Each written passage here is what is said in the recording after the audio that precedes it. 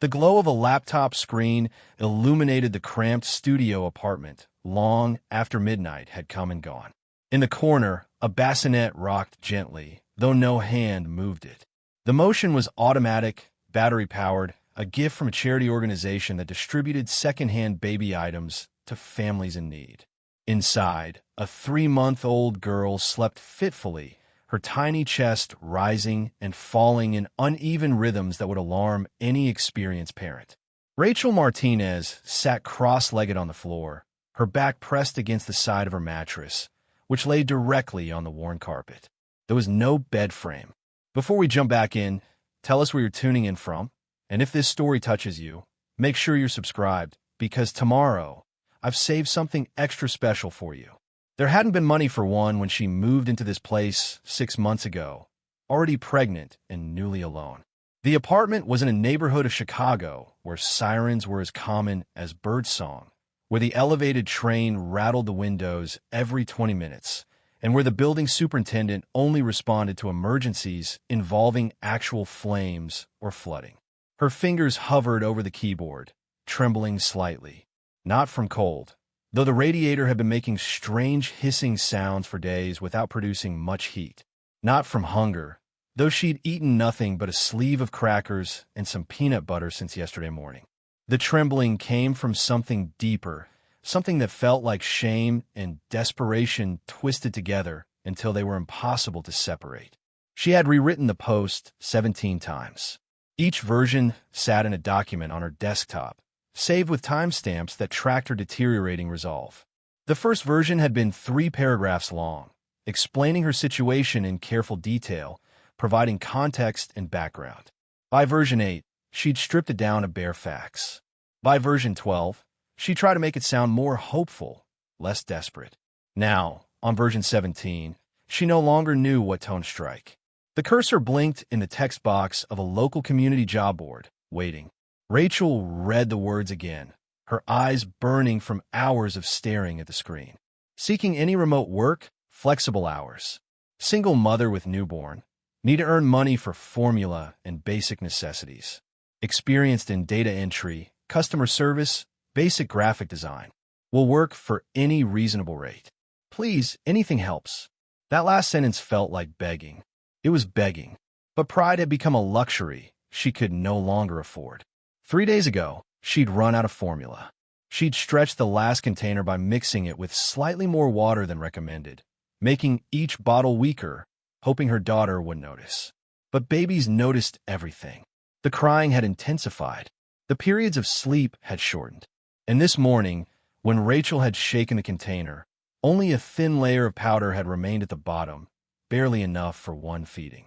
She called every assistance program listed on the social services website. Most had waiting lists measured in weeks.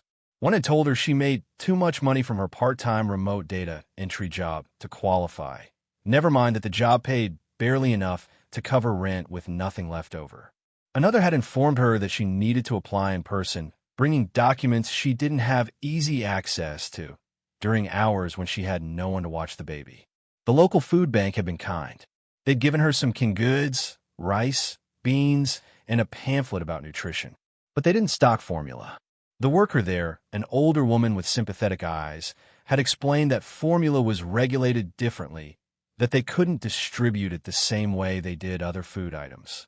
She'd suggested Rachel try calling WIC again, applying for emergency assistance, reaching out at churches. Rachel had done all of that. She made every call, filled out every form, sent every email. And now she sat in the blue glow of her laptop at 1:15 in the morning, about to post her desperation on the internet for strangers to judge. Her daughter made a small sound, not quite a cry but close. Rachel's head turned immediately toward the bassinet. She waited, holding her breath, hoping the baby would settle back into deeper sleep. After a moment, the sound stopped. Rachel exhaled slowly. The last feeding had been at 11. The next would come around 2 or 3 in the morning, maybe sooner. And when it did, she had nothing to give. The thought sent a physical wave of nausea through her. She was failing at the most basic requirement of motherhood, providing food for her child. Tomorrow, She'd already decided she would go to the convenience store 3 blocks away and ask if she could pay for formula in installments. It was a desperate plan, one that probably wouldn't work, but she had to try something. The owner, a man named Ahmad who'd always been polite to her, might understand. Or he might not. She'd also considered calling her mother in Arizona, but they hadn't spoken in 2 years, not since Rachel had told her family about the pregnancy and been met with disappointment rather than support. Her phone sat face down beside the laptop, deliberately positioned so she wouldn't see the screen light up with notifications she couldn't afford to answer. There were messages from former coworkers asking how she was doing, from friends she'd gradually lost touch with as her pregnancy had progressed and her isolation had deepened. Responding felt impossible when the honest answer was that she was drowning, that every day felt like trying to breathe underwater, that she went to sleep afraid and woke up more afraid. Rachel's eyes moved back to the post. The words looked small and inadequate on the screen, a tiny plea cast into an indifferent digital void. She knew the statistics. She'd read articles about how many posts went unnoticed on these platforms, how algorithms determine visibility, how luck played as much a role as need. But statistics didn't matter when you were out of options. Her finger moved to the touchpad. One click would send this message out into the world, would transform her private struggle into public knowledge. Anyone could see it. Her former boss might stumble across it. The father of her child, wherever he was now, could theoretically find it. Distant relatives who'd written her off might screenshot it and share it among themselves as evidence of her poor choices. But her daughter might also wake up hungry in 2 hours, and Rachel would have nothing to give her except water and apologies. She clicked post. The message appeared instantly on the board, nestled among dozens of other requests and offerings. Someone was selling a used couch. Someone else was looking for a dog walker. A college student offered tutoring services. And now, there was her post, her need exposed in plain text for anyone scrolling by. Rachel closed the laptop and sat in the sudden darkness, listening to the ambient sounds of the building. Footsteps from the apartment above. Music playing faintly through thin walls. The hum of the refrigerator in her kitchen, a sound she'd grown so accustomed to that she only noticed it in moments of complete silence like this. She should sleep. The baby would be awake soon enough, and Rachel needed whatever rest she could steal in the brief windows when her daughter slept. But sleep felt impossible with anxiety thrumming through her veins like electricity. She thought about the post sitting there in the digital ether, imagined strangers reading it, judge her word choices, her situation, her very existence as a mother unable to provide. The bassinet's automatic rocking slowed and stopped. The battery was dying. Rachel made a mental note to replace it, then remembered she had no money for batteries. Another small failure to add to the growing list. She pulled herself up from the floor, her body aching from sitting in the same position for too long. Moving carefully in the darkness, she crossed to the bassinet and looked down at her daughter. Emma, 3 months and 2 weeks old. Born 6 weeks early, small but healthy according to the doctors, though Rachel had been too overwhelmed during those first days in the hospital to fully process what they were telling her. Emma's face was peaceful in sleep, her features delicate and perfect. Dark hair, a surprise given Rachel's lighter coloring. Tiny fingers curled into loose fists. In moments like this, when the baby was quiet and Rachel could simply observe her without the pressure of meeting immediate needs, she felt a love so overwhelming it bordered on physical pain. This was why she'd posted. Not for herself, but for this small person who depended entirely on her. Emma hadn't asked to be born into these circumstances. She deserved better than a mother who couldn't afford formula, who lived in a studio apartment with a broken radiator, who was so isolated that posting desperate pleas online felt like a reasonable option. Preparing and narrating this story took us a lot of time.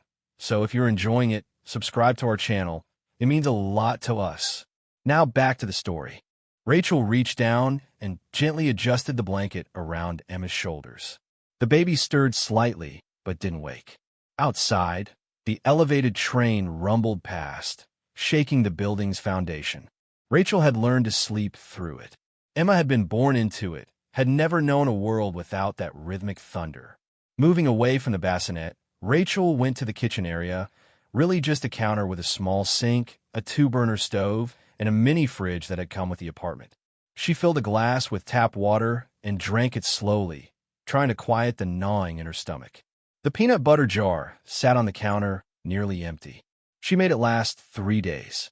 Tomorrow she'd have to figure out something else. Her laptop sat on the floor where she'd left it, closed and silent. She wondered if anyone had seen the post yet. Probably not. It was the middle of the night. Most people were asleep, living their normal lives, not desperately scrolling job boards at 1:30 in the morning. Rachel returned to her mattress and lay down, pulling the thin comforter up to her chin. The ceiling had a water stain in the shape of something she couldn't quite identify. She'd stared at it enough times to have memorized every edge and discoloration. Sometimes she played a game with herself, imagining it was a map of an unknown country, a place far from here where she and Emma could start over. Sleep came in fragments, never deep enough to be truly restful.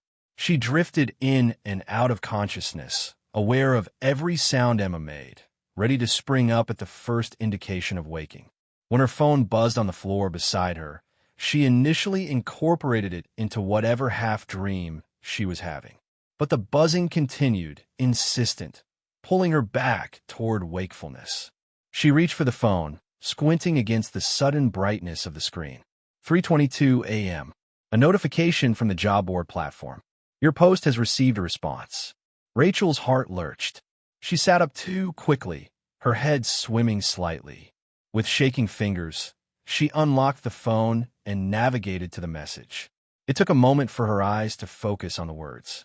The message was brief. I saw your post. I'd like to help. Can we talk? There was a phone number and a name. David Chun. Rachel read it 3 times, her mind struggling to process this development. Someone had responded. In the middle of the night, someone had seen her desperate plea and decided to reach out. But who was David Chun? The name meant nothing to her. She clicked on the profile, but it was mostly blank, no photo, minimal information, just a generic username and a join date from several years ago. Scam. The word appeared in her mind immediately. She'd heard stories about people preying on desperate individuals online, offering help only to extract money or personal information. But what could anyone take from her? She had nothing worth stealing. Still, caution warred with hope. She stared at the message, trying to read intention into the sparse text. I'd like to help. Such simple words, but they could mean anything. Help with a job? Direct assistance? Was this person even real, or was it some kind of automated response from someone running a scheme? Emma began to fuss, the small sounds escalating toward crying. Rachel set the phone down and went to the bassinet. As she lifted her daughter, she could feel the baby rooting against her chest, searching for food that Rachel couldn't provide. The guilt crashed over her fresh and sharp. She carried Emma to the kitchen and used the last scoop of formula powder to make a bottle, stretching it with extra water until the mixture was so pale it barely looked like formula at all. Emma drank it frantically, her small hands pressing against the bottle. Rachel watched her daughter's face, saw the moment when the baby realized this wasn't enough, when the hunger persisted despite the empty bottle.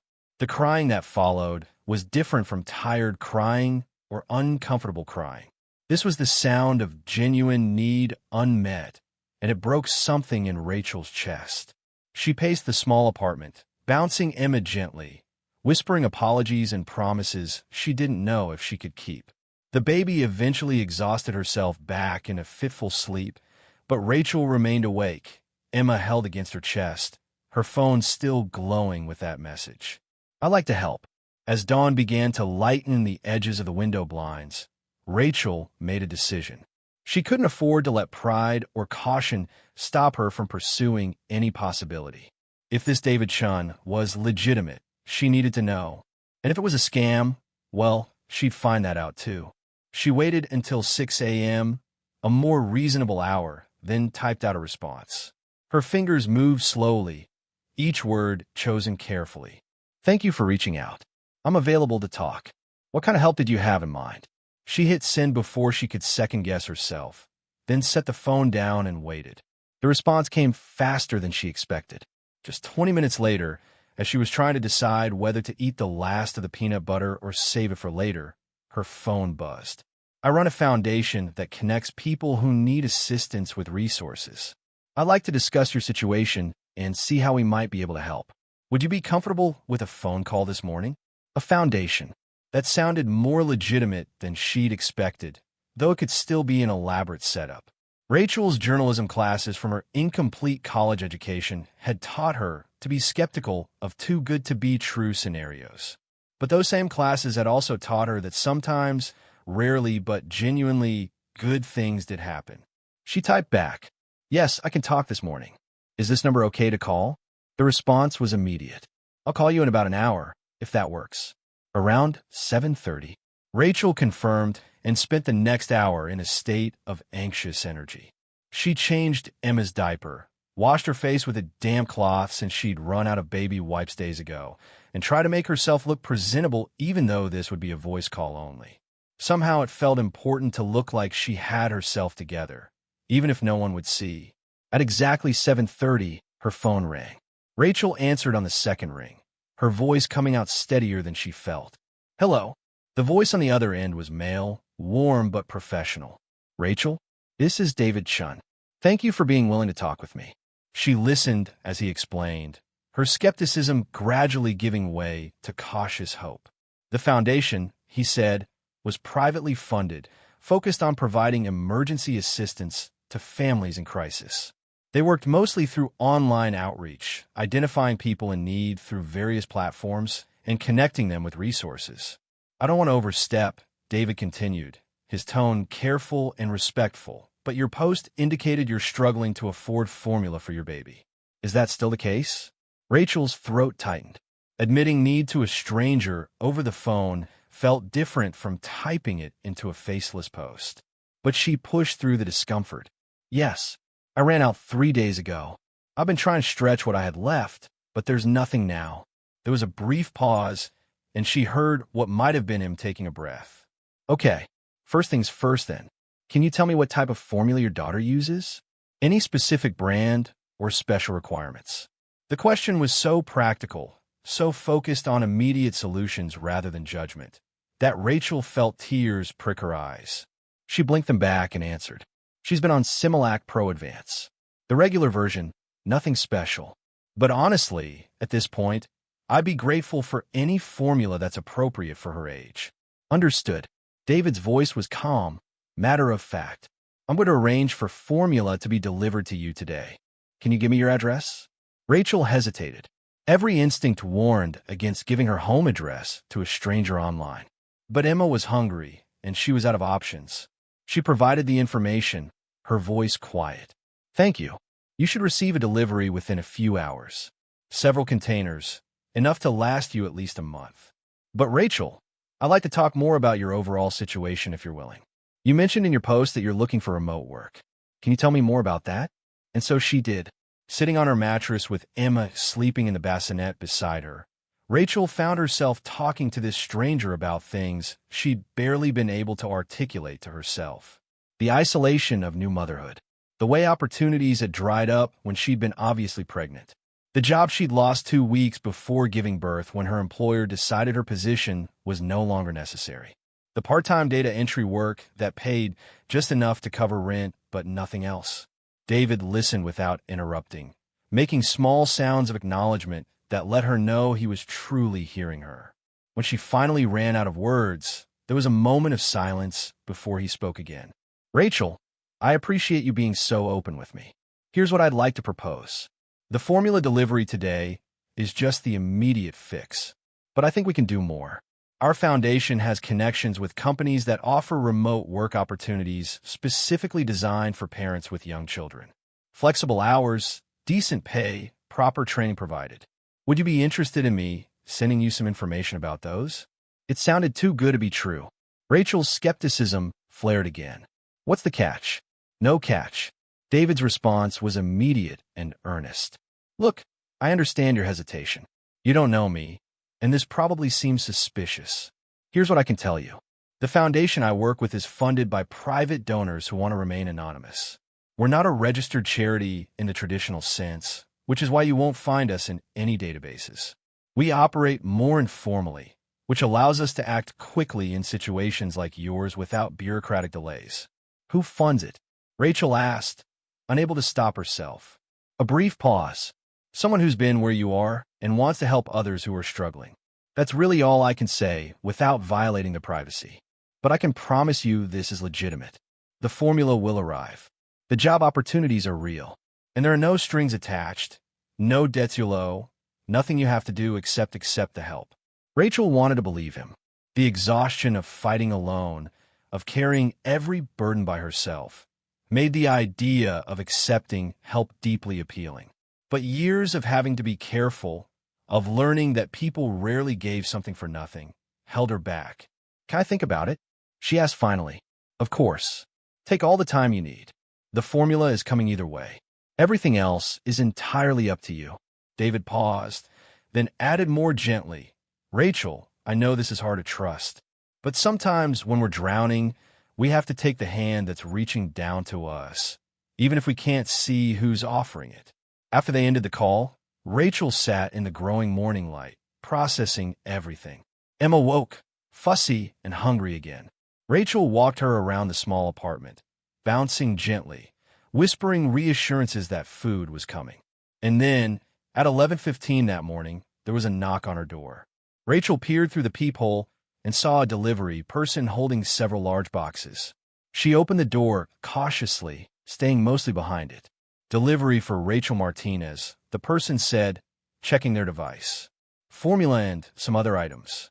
Can you sign here? Rachel signed with shaking hands and pulled the boxes inside. There were 4 of them, heavy and full. She closed the door and locked it before opening the first box. Inside were containers of Similac Pro Advance, more than she'd seen in one place since before Emma was born. 6 large containers, each one representing weeks of feeding. The second box held more formula, different brands this time, as if someone wanted to give her options. The third box made her cry. Diapers, wipes, baby soap, lotion, even some small toys appropriate for Emma's age. The fourth box contained food. Real food. Pasta, sauce, canned vegetables, rice, beans, coffee, tea, crackers, peanut butter, and even some fresh fruit carefully packed. Rachel sat on the floor, surrounded by the boxes, and cried properly for the first time in months. Not the silent tears she sometimes shed late at night when Emma was asleep. These were deep, shaking sobs that came from a place of overwhelming relief and gratitude and disbelief that this was actually happening. Emma, lying on a blanket nearby, watched her mother with wide eyes, as if understanding somehow that something significant had shifted. When Rachel finally collected herself enough to function again, she mixed a proper bottle of formula, using the correct ratios this time, and fed Emma. Watching her daughter drink without the underlying panic of knowing this was the last bottle, without the guilt of watered-down formula, felt like breathing freely after being underwater. Her phone buzzed with a message from David. Did the delivery arrive? Rachel responded immediately. Yes. Thank you. I don't know what else to say. Just thank you. You don't have to say anything else. When you're ready to talk about the work opportunities, I'll be here. No pressure. Take care of yourself and your daughter. Rachel spent the rest of the day in a strange state between relief and disbelief. She kept expecting something to go wrong, for someone to show up demanding payment or explanation. But nothing happened. The formula sat in her cabinet. Emma ate properly for the first time in days, and Rachel made herself an actual meal with the groceries from the boxes.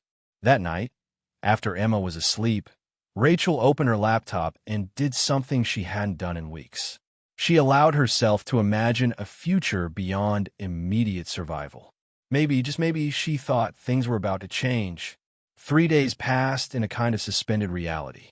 Rachel kept waiting for the other shoe to drop, for some hidden cost or requirement to reveal itself. But David's messages remained supportive and undemanding. He sent her information about 3 different remote work opportunities, each with flexible schedules and legitimate company names she could research. On the 4th day, Rachel responded to his message about the jobs. I'm interested in learning more about the customer service position. What would the next steps be? David's response came quickly, walking her through the application process. It turned out to be a real company, one with an online presence and verifiable reviews from other employees. The position offered part-time hours that Rachel could work around Emma's schedule, starting pay that was more than double what her current data entry job provided, and even some basic benefits. With David's guidance, Rachel submitted her application, carefully crafting her resume to highlight her relevant experience while navigating around the gaps in her employment history. She didn't expect much. Her recent track record didn't inspire confidence. But 2 days later, she received an email requesting an interview. The video interview was scheduled for the following week. Rachel spent the intervening days preparing, researching the company, reviewing common interview questions, and trying not to let anxiety overwhelm her. David checked in periodically, offering encouragement, but never pushing or prying. On the morning of the interview, Emma decided to be particularly fussy. Rachel had carefully timed everything so the baby would be fed and hopefully napping during the interview, but infants had their own schedules that rarely aligned with adult plans.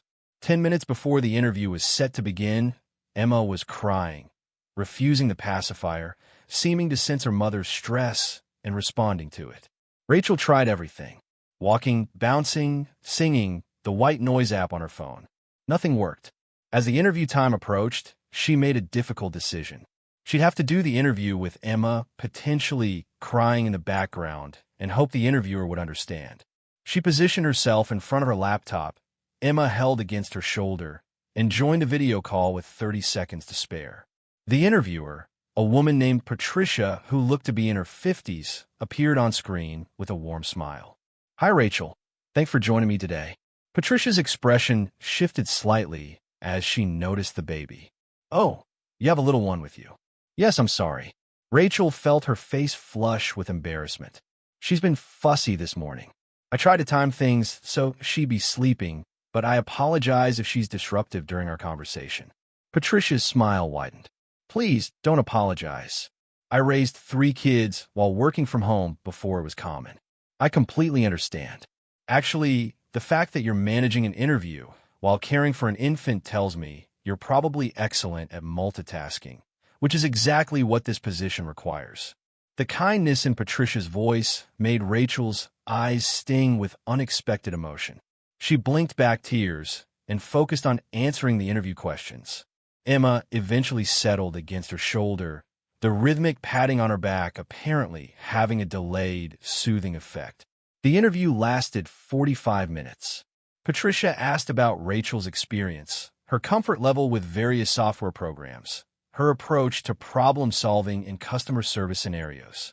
Rachel answered as thoroughly as she could, drawing on her previous work experience and hoping her long absence from traditional employment wouldn't count too heavily against her. Near the end, Patricia leaned back in her chair and studied Rachel through the screen. "I'm going to be honest with you, Rachel. Your resume shows some gaps, and you're clearly in the middle of a major life transition with a new baby. Some managers might see that as a risk. But I see someone who's determined, who showed up for this interview despite having a fussy infant, who communicated clearly and thoughtfully about her capabilities. I'd like to offer you the position if you're interested." Rachel's breath caught. "Really? Really?" Patricia pulled up something on her screen. "We can start you at 20 hours a week, flexible scheduling that you determine based on when you can work. The training is all online, self-paced, which should help with your situation. And after 3 months, if everything is going well, we can discuss increasing your hours and adding benefits. Does that sound like something you'd want to pursue?" "Yes." Rachel's voice came out stronger than she expected. "Yes, absolutely. Thank you so much." After the call ended, Rachel sat holding Emma, trying to process what had just happened. A legitimate job, flexible hours, decent pay, the kind of opportunity she'd stopped believing existed for someone in her situation. She messaged David immediately. "I got the job." His response was simple but genuine. "That's wonderful, Rachel. You earned it." Over the next few weeks, Rachel began training for her new position. The work was challenging but manageable, and she discovered she was good at it. The customer service interactions came naturally to her, And the flexible scheduling meant she could work during Emma's naps or in the evenings when the baby was more content to play independently. Her first paycheck arrived 2 weeks after she started, direct deposited into her account at 7 a.m. on a Friday. Rachel checked her banking app 3 times to make sure it was real. The amount was more than she'd seen in her account in months. It wasn't a fortune, but it was enough to buy groceries without anxiety, to pay rent without panic, to replace the shoes that had been falling apart for weeks. She treated herself to one small luxury, a coffee from the cafe 2 blocks away, the first coffee she hadn't made from her own instant supply in longer than she could remember. Sitting in the cafe with Emma in her stroller, sipping the warm drink and watching people pass by outside, Rachel felt something she'd almost forgotten: hope. But even as her immediate situation stabilized, questions lingered. Who was the anonymous donor behind David's foundation? Why had they chosen to help her specifically? And what did David mean when he said the donor had been where Rachel was? She tried researching the foundation David mentioned, but he'd been right about it not appearing in traditional databases. There were no tax records, no charity registration, no public information at all. It was as if the organization existed only in the shadows, operating outside the systems most nonprofits relied on. Rachel thought about asking David directly, pushing for more information about who was behind her unexpected rescue. But something held her back. Maybe it was gratitude, a sense that she shouldn't question the gift she'd been given. Or maybe it was fear that asking too many questions might somehow cause this fragile stability to collapse. Emma was thriving now, her weight climbing back to appropriate levels, her development progressing as it should. The pediatrician at the free clinic during their last visit had remarked on how much better the baby looked compared to her previous checkup. Rachel had simply smiled and said she'd gotten some help, not explaining the mysterious foundation or the stranger who'd responded to her desperate post at 3 in the morning. One evening, about 6 weeks after that initial contact, Rachel was working at her laptop while Emma played on a blanket nearby. The baby had recently discovered her hands and was endlessly fascinated by them, studying her fingers with intense concentration. Rachel found herself smiling at the sight, marveling at how much had changed in such a short time. Her phone buzzed with a message from David. Just checking in. How are things going? Rachel set aside her work and considered how to respond. Really well, actually. The job is going great, and Emma is healthy and happy. I still don't know how to thank you properly. The response took a few minutes to come through. You don't owe me thanks, but I'm glad you're doing well. There was a pause, then another message appeared. Rachel, can I ask you something? Of course. If you could do anything, if resources weren't a limitation, what would you want for you and Emma? Not practical things like more money or better housing. I mean deeper than that. What would a good life look like for you? The question caught Rachel off guard. She stared at it for a long moment, thinking. No one had asked her anything like that in years. Her entire adult life had been focused on survival, on getting through the next day or week. Dreams that felt like luxuries she couldn't afford. Finally, she typed a response. I think I'd want Emma to grow up knowing she's valued and safe. And I want to feel like I was more than just surviving, like I was actually building something meaningful. Maybe going back to finish my degree eventually, though that seems impossible right now. And honestly, I just like to not feel alone all the time. That's probably the hardest part, feeling like I'm doing this completely by myself. The message showed as read immediately, but David's response took several minutes to arrive. You're not alone, Rachel. I know it might feel that way, but you're not. And those goals you mentioned? They're not impossible. They might be further away than you'd like, but they're achievable. She wanted to believe him. Sitting in her small apartment with her daughter playing nearby, Rachel let herself imagine what it might look like to actually achieve those goals. Finishing her journalism degree, maybe even working in the field eventually. Emma growing up with stability and opportunities Rachel had never had. A life that was more than just constant struggle. The offices of Chun Industries occupied the top 12 floors of a building in downtown Chicago that Rachel had passed countless times without ever imagining she'd have reason to enter. The lobby was all polished marble and towering glass, the kind of space designed to make visitors feel small and insignificant. Rachel stood just inside the revolving doors. Emma, strapped to her chest in a carrier, feeling distinctly out of place among the suited professionals striding past with purposeful expressions. David had messaged her the night before with an unexpected request. "There's someone who'd like to meet you and Emma. No pressure, and I understand if you're not comfortable with it, but I think it might be meaningful for everyone involved." Rachel had spent an hour crafting her response, deleting and rewriting until she'd finally settled on simple honesty. "I'm nervous about it, but I'm willing to meet. Can you tell me anything about who this person is?" His answer had been characteristically vague. Someone who believes in giving people chances when they need them most. Someone who wants to see how you and Emma are doing. "That's really all I can share right now, but I promise you'll be safe and respected." Now, standing in this imposing lobby with her 3-month-old daughter, Rachel questioned the wisdom of agreeing to this meeting. Emma squirmed against her chest, making small sounds of discomfort. The baby had never been in an environment this overwhelming, and Rachel couldn't blame her for being unsettled. A woman in a crisp navy suit approached, her heels clicking against the marble with military precision.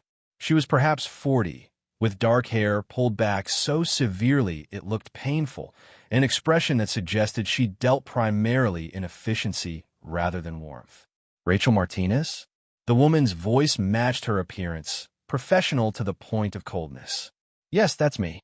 Rachel adjusted the carrier, suddenly hyper-aware of how informal she must look compared to everyone else in this building. "I'm Jennifer Zhao, executive assistant to Marcus Chun. If you'll follow me, please." She turned without waiting for confirmation, clearly expecting Rachel to comply. They rode the elevator in silence. Jennifer stood facing forward, her posture perfect, her gaze fixed on the ascending floor numbers. Rachel tried not to fidget, tried to project a confidence she didn't feel. Emma had gone quiet, perhaps sensing her mother's tension. The elevator opened directly into a reception area that looked more like a luxury hotel than an office. Floor-to-ceiling windows offered views of the city that made Rachel's breath catch despite her nervousness. Everything was decorated in shades of gray and cream, minimalist and expensive in that way that required significant wealth to achieve. "Please wait here." Jennifer gestured to a seating area before disappearing through frosted glass doors. Rachel lowered herself carefully into one of the chairs, aware that Emma's carrier might leave marks on the pristine upholstery. The baby had fallen asleep, her tiny face peaceful against Rachel's chest. At least one of them was relaxed. The frosted doors opened again, but this time it wasn't Jennifer who emerged. The man who stepped through was probably in his early 50s, dressed in a perfectly tailored charcoal suit that probably cost more than Rachel's monthly rent. His hair was graying at the temples, and his face carried the kind of lines that came from years of intense focus and high-stakes decisions. But his eyes, when they landed on Rachel and Emma, softened in a way that contradicted the severity of his appearance. "Rachel." He spoke her name as if he already knew her, as if this weren't their first meeting. "I'm Marcus Chun. Thank you for coming." She stood awkwardly, trying not to jostle Emma awake. "You're David's father." He completed the sentence with a slight smile. "And the person who's been funding the foundation that helped you." I hope David explained that I prefer to stay anonymous in these situations, but in your case, I wanted to make an exception.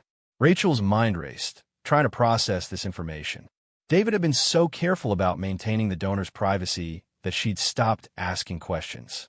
Now here was that mystery donor, standing in front of her in an executive suite that screamed wealth and power. "Why?" The question came out before she could stop it. "Why would you want to meet me?" Marcus gestured toward his office. "Would you like to come in? I think this conversation will be easier somewhere more comfortable." His office was even more impressive than the reception area, but what caught Rachel's attention wasn't the expensive furniture or the view. It was the photographs. Dozens of them, covering one entire wall, all in matching frames. Pictures of people, families, children. Some looked candid, caught in moments of joy or accomplishment. Others were more formal, portrait-style compositions.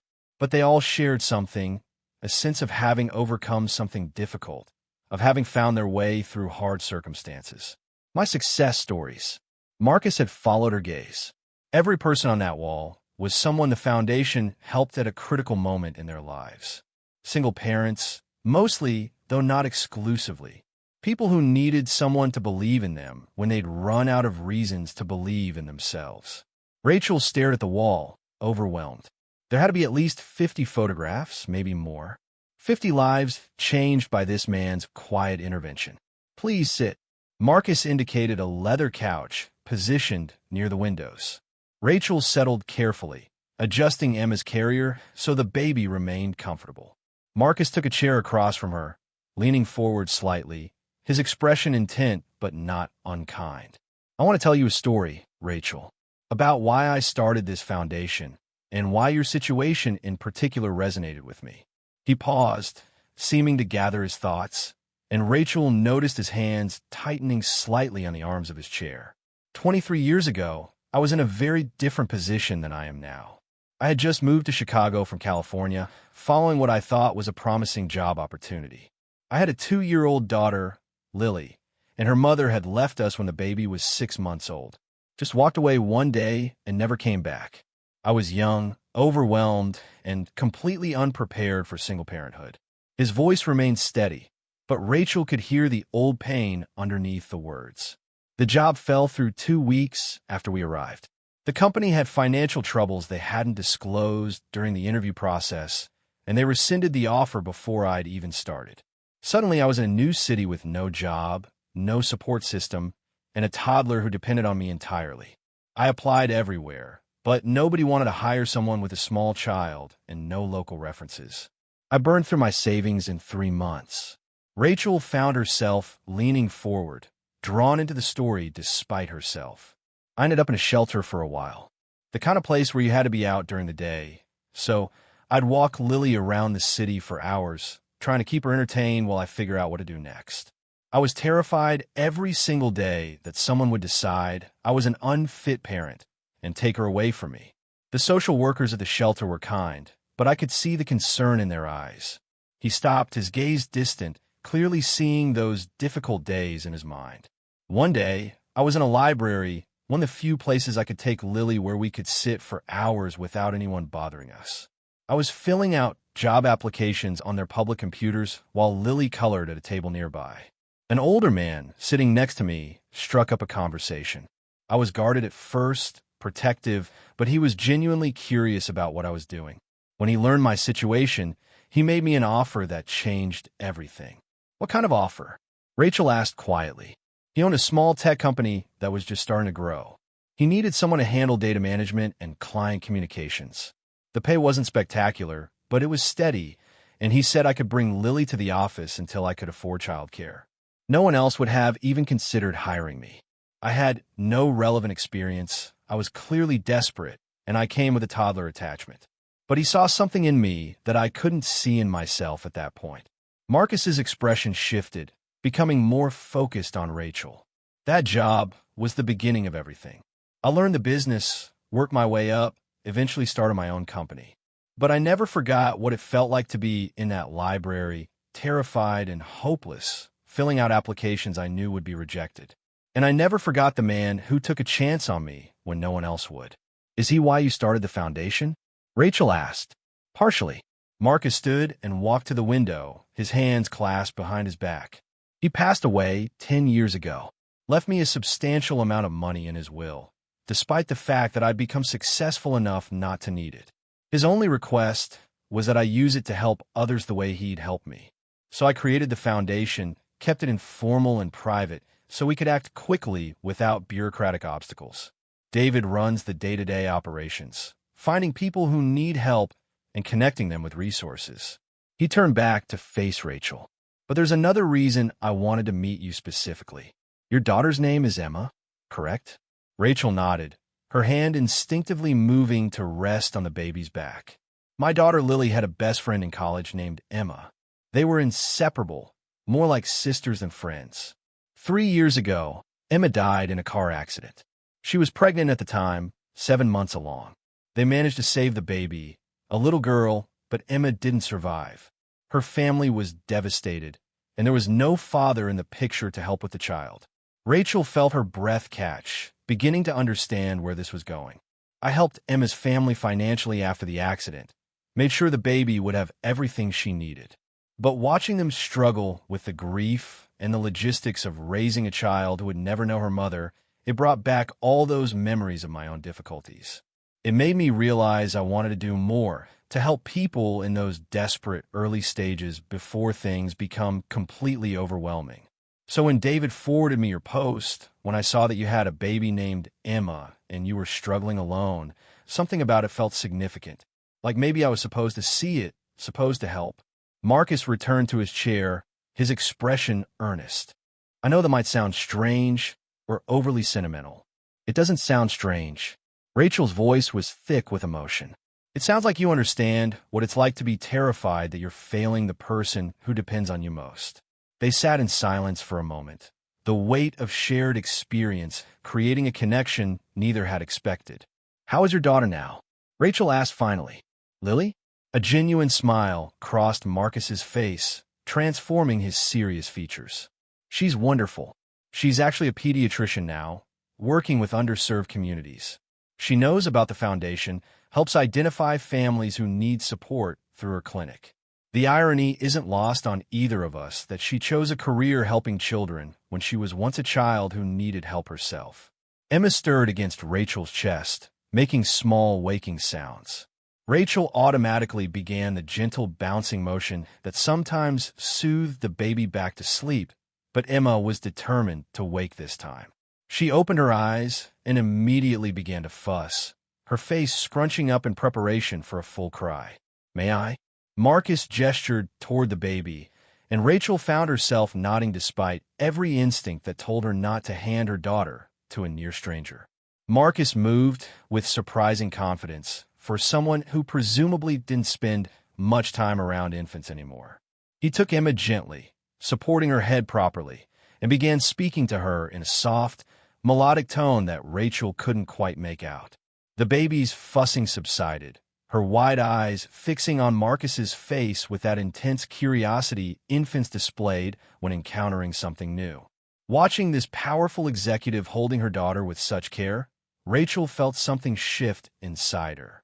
The gratitude she'd been carrying for weeks, the sense of debt and obligation, began to transform into something else.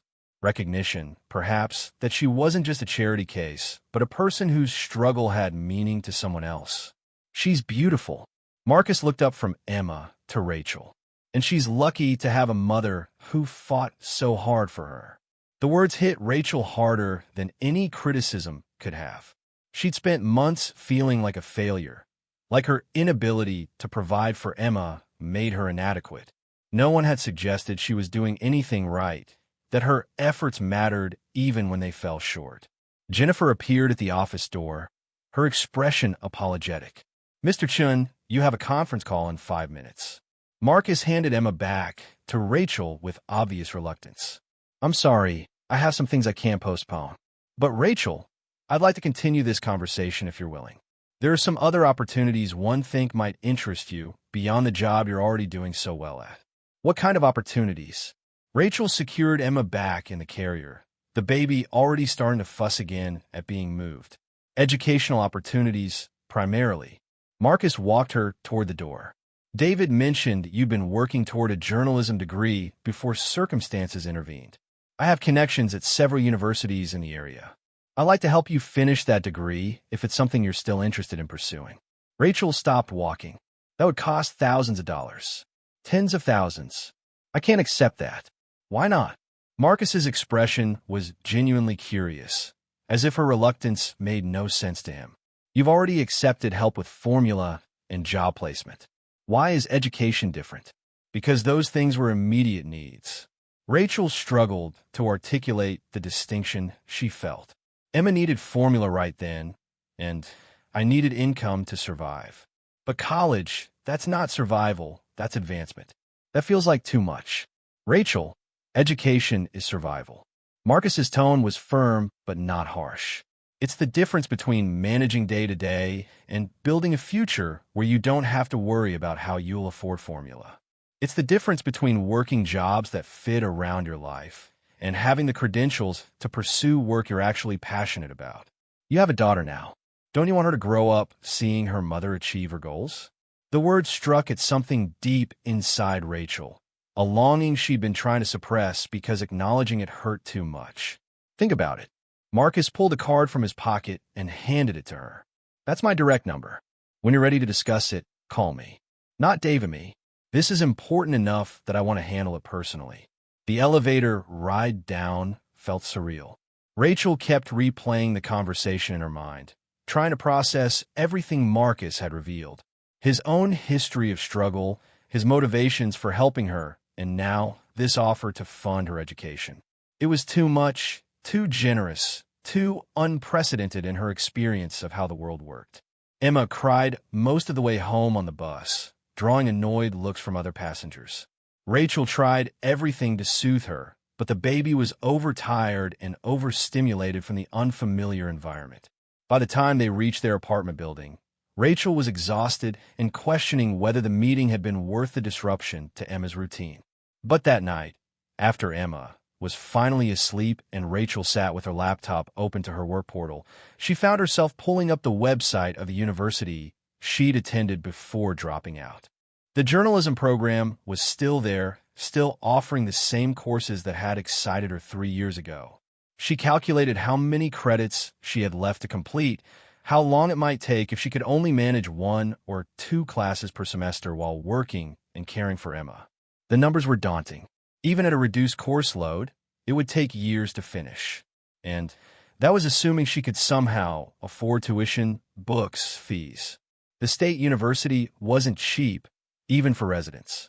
Her phone sat on the floor beside her, Marcus's business card propped against it. She picked up the card, running her thumb over the embossed lettering. Marcus Chun, Chief Executive Officer, Chun Industries. A private number was handwritten at the bottom in precise script. Rachel set the card down and returned to her work, trying to focus on customer service tickets that needed responses. But her mind kept drifting back to the wall of photographs in Marcus's office. 50 success stories.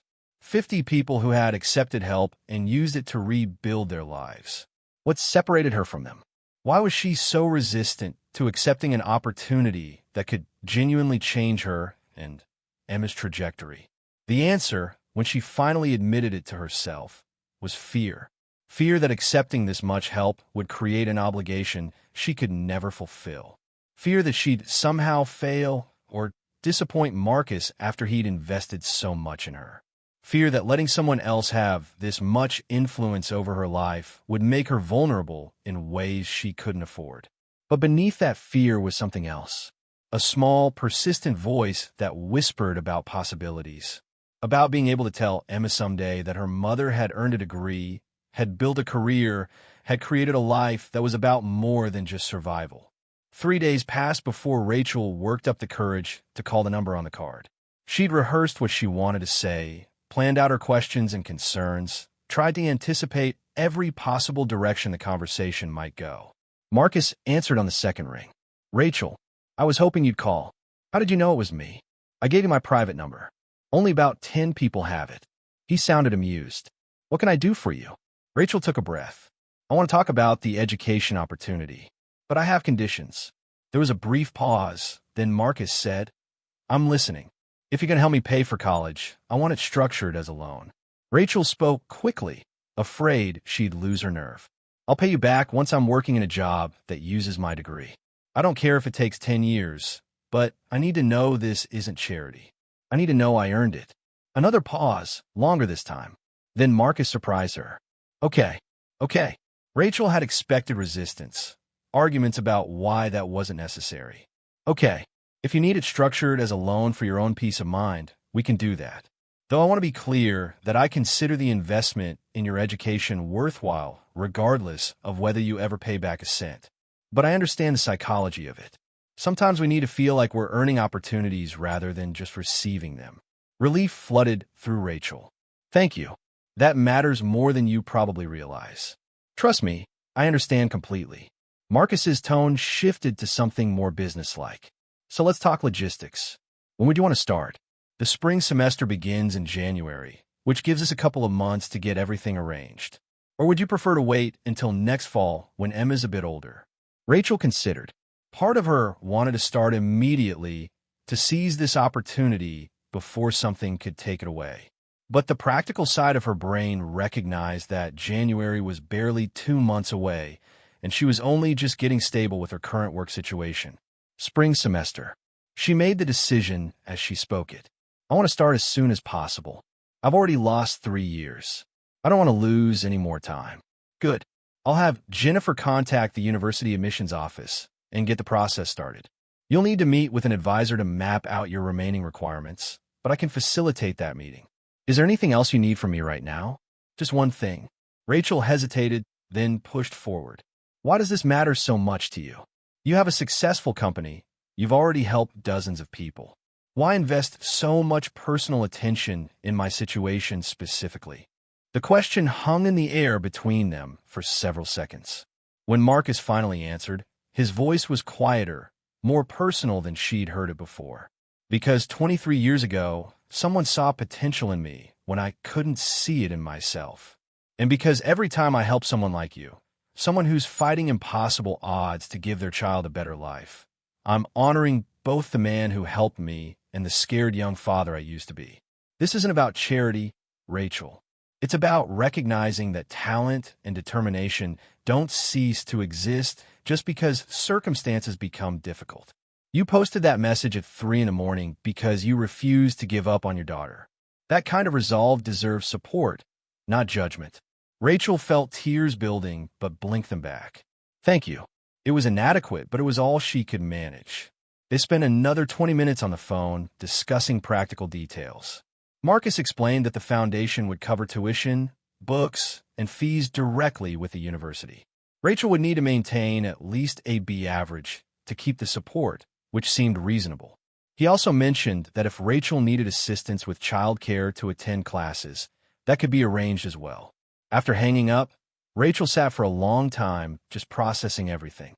Her entire life had shifted in the span of 2 months, from desperate and isolated to employed and supported, from believing she had no future beyond survival to actively planning for a degree and career.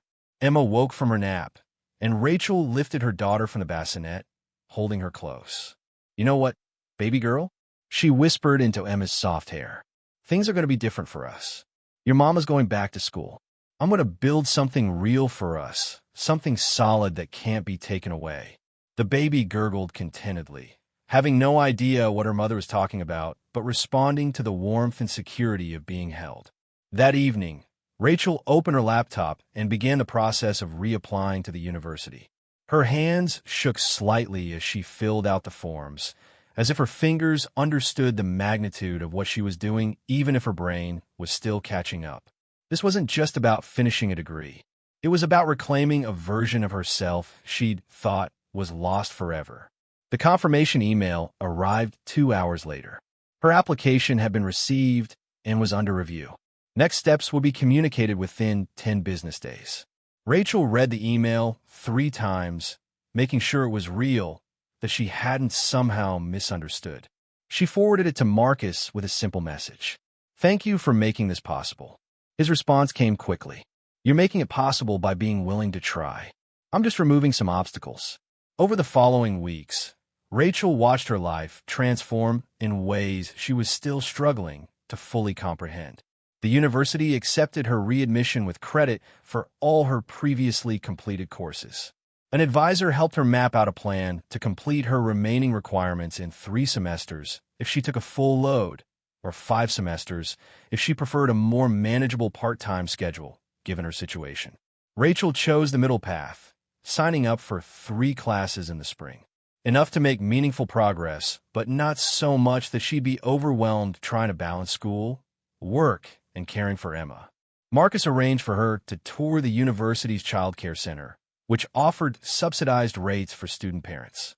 The facility was bright and welcoming, with caring staff and appropriate safety measures. Rachel enrolled Emma for 3 days a week, the days when she had classes. The remaining days, she'd continue her customer service work during Emma's naps and in the evenings. The logistics were complex, but they were manageable. More importantly, they were leading somewhere. For the first time since Emma's birth, Rachel could see a clear path forward that didn't involve just barely keeping her head above water. 2 weeks before the spring semester was set to begin, Marcus invited Rachel back to his office. This time, she felt less intimidated by the marble lobby and expensive decor. Emma was bigger now, more alert and responsive to her surroundings. She stared at the elevator's mirrored walls with fascination during the ride-up. Jennifer greeted them with something that might have been a smile, or at least a slight softening of her usual severe expression. "Mr. Chun is expecting you. Please go right in." Marcus was on the phone when they entered, but he gestured for Rachel to sit and finished his conversation quickly. When he hung up, his attention immediately shifted to Emma, who was making happy babbling sounds. "She's grown." He came around the desk, but didn't try to take the baby this time, just leaned down to let Emma grab his offered finger. "How are you feeling about starting classes?" Terrified and excited in equal measure. Rachel admitted, "I keep having dreams where I show up to class and realize I've forgotten how to be a student." "That's completely normal." Marcus straightened, his expression understanding. "You're taking on something challenging while managing circumstances that would overwhelm most people. But I've seen your work evaluations from the customer service job. You're exceeding expectations there, which tells me you're perfectly capable of handling the academic work too." Rachel felt warmth spread through her chest at the compliment. Patricia had mentioned in their last check-in that Rachel was doing well, but hearing that Marcus was keeping track of her progress was somehow both reassuring and slightly overwhelming. "I actually asked you here today because I wanted to discuss something else." Marcus returned to his desk and pulled out a folder. "The foundation typically provides support until people are stable and self-sufficient. But I've been thinking about your long-term trajectory, and I'd like to propose something beyond the immediate educational support." Rachel's stomach tightened with anticipation and nervousness. "What kind of proposal?" "An internship." Marcus opened the folder, revealing what looked like an official job description. "Chin Industries has been expanding our corporate communications department. We need someone who can handle media relations, write press releases, manage our social media presence, things that align with journalism skills.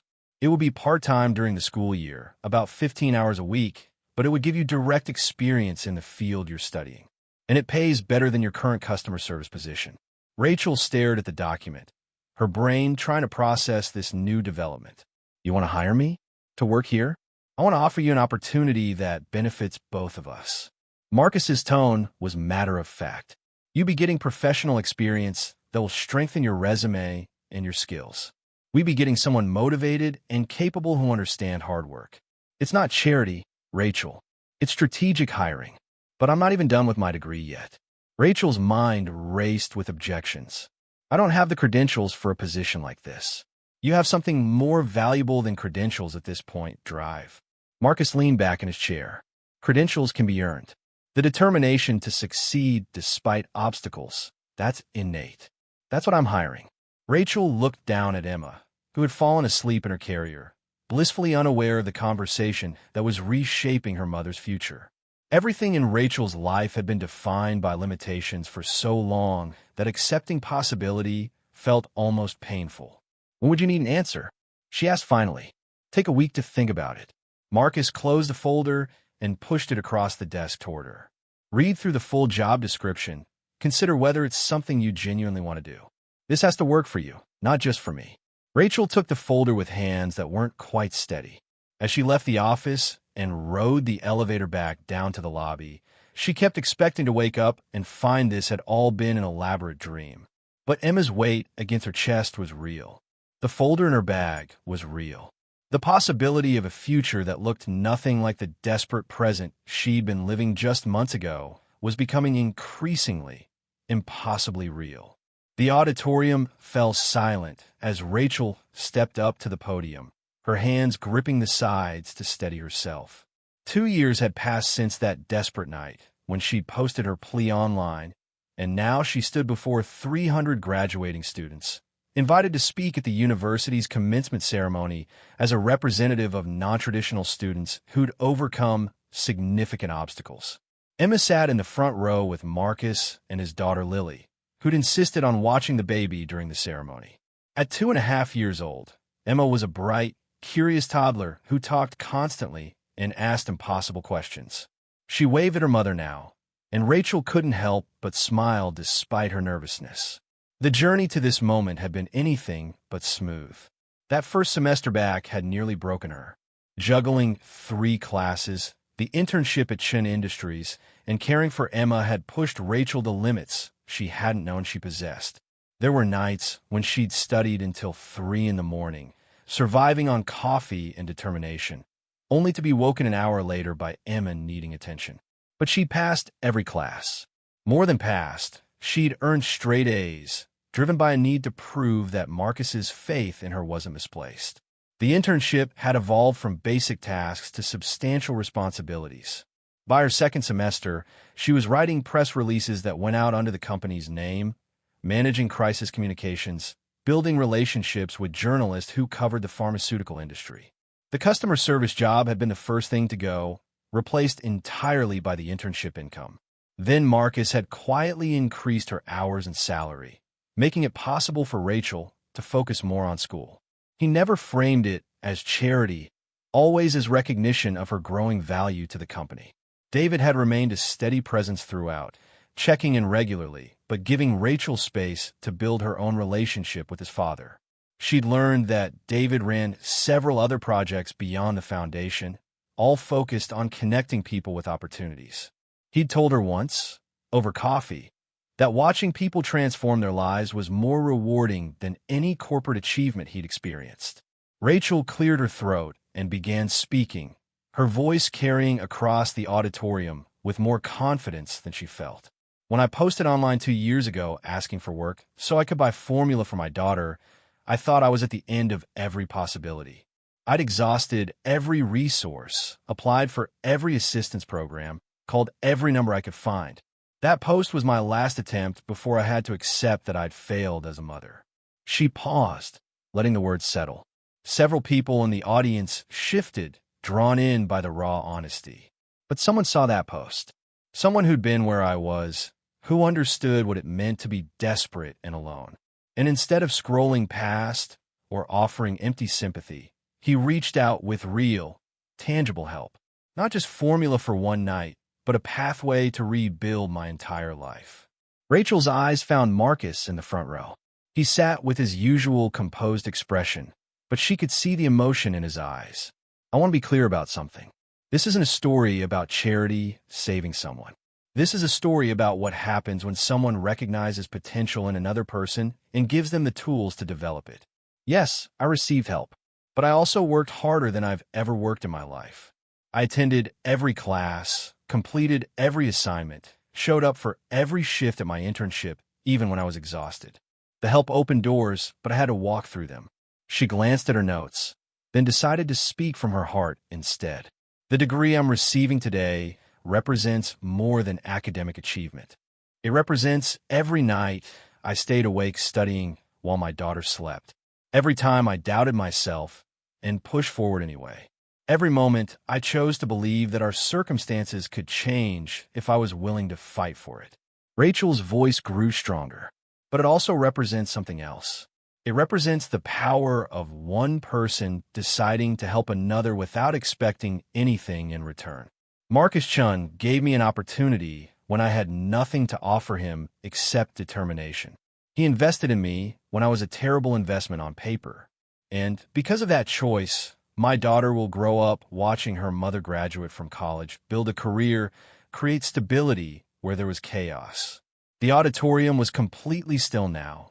Every person focused on Rachel's words. So to anyone here who's struggling, who feels like they're drowning and no one notices, I want you to know something. Your worth isn't determined by your current circumstances. Your potential doesn't disappear because life got hard. Sometimes all we need is one person to see us, truly see us, and decide we're worth the investment. She looked directly at Emma, who was playing with Lily's necklace, but looked up at her mother's voice. And to my daughter, Emma, everything I did was for you. Every late night, every challenge, every moment I wanted to give up, but didn't. You're the reason I fought so hard. I want you to grow up knowing that obstacles are temporary, that help exists if you're brave enough to ask for it, and that your mother loved you enough to rebuild her entire life so you could have a better one. Rachel stepped back from the podium to thunderous applause. As she returned to her seat among the other student speakers, she felt tears streaming down her face but didn't bother wiping them away.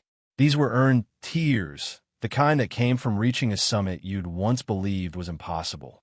After the ceremony, Marcus approached with Emma in his arms. The toddler reached immediately for Rachel, chattering about the big room and all the people. Rachel took her daughter, holding her close, breathing in the familiar baby shampoo scent of Emma's hair. That was quite a speech. Marcus's voice was warm with pride. You didn't tell me you were going to say all that. I didn't plan to. Rachel adjusted Emma on her hip. But standing up there, looking at all these people starting their next chapters, I realized I needed to tell the truth about mine.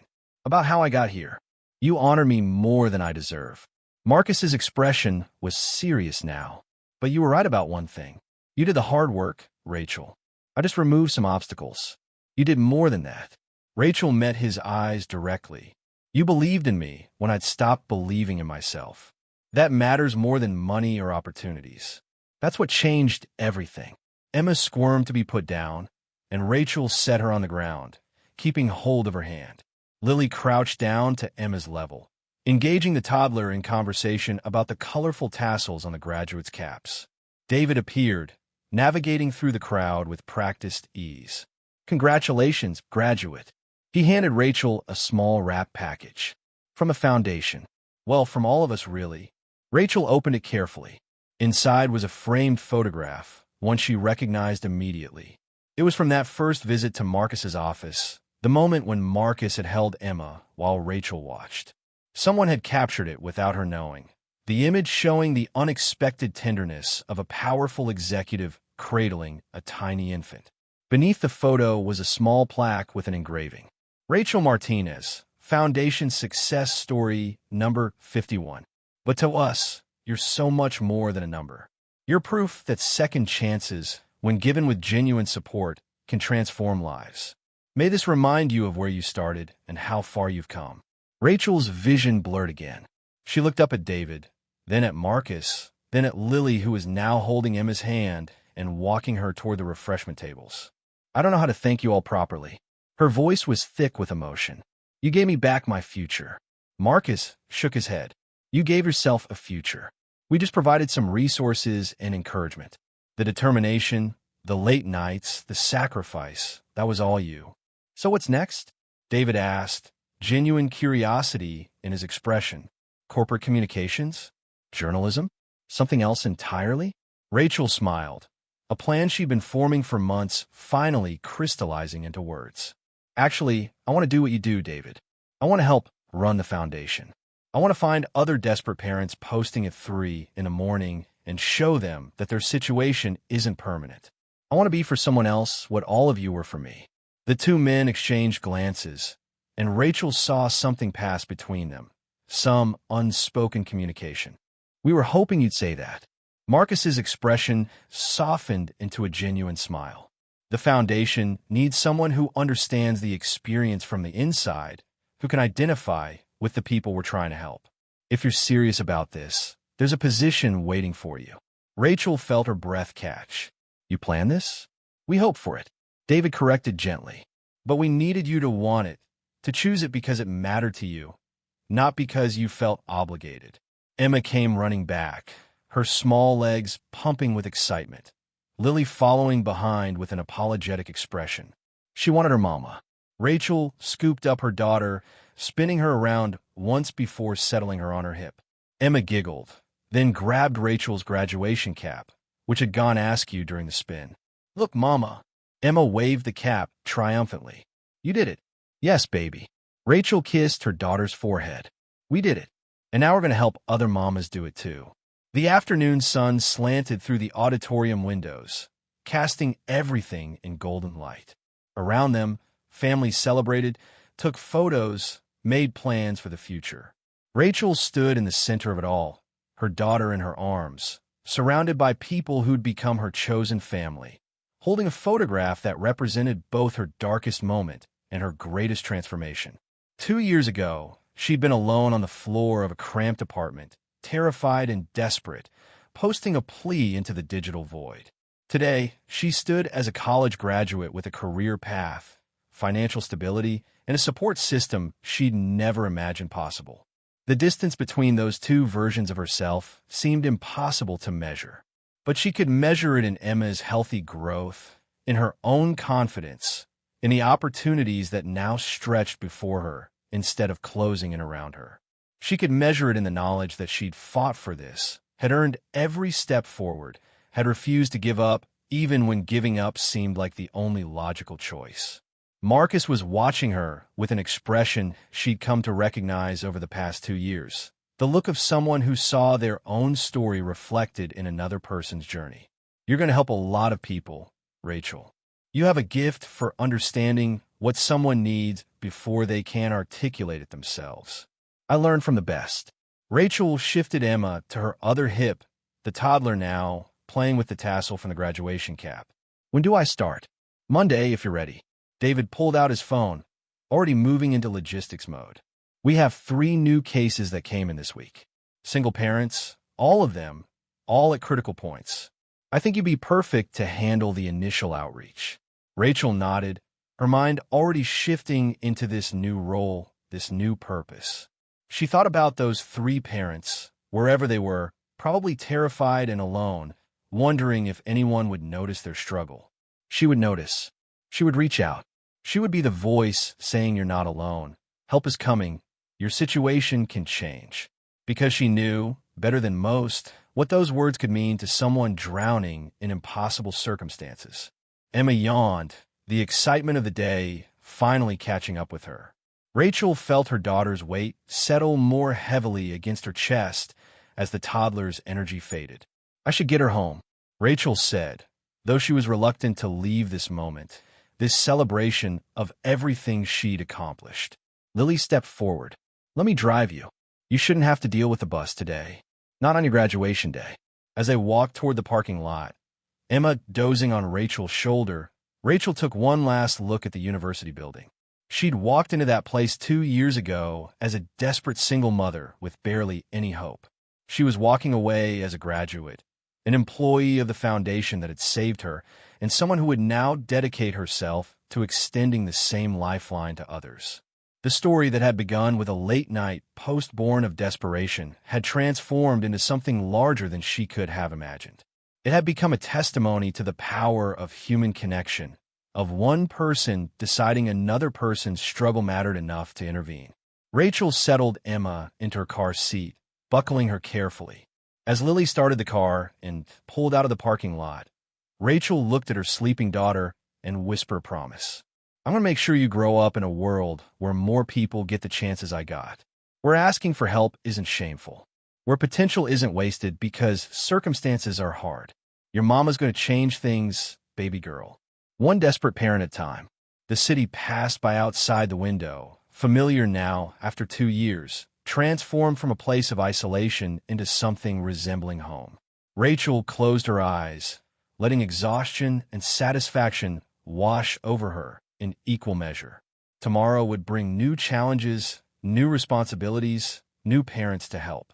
But today, she would rest in the knowledge that she'd made it through the impossible and come out stronger on the other side. Up next, you've got 2 more standout stories right on your screen. If this one hit the mark, you won't want to pass these up. Just click and check them out.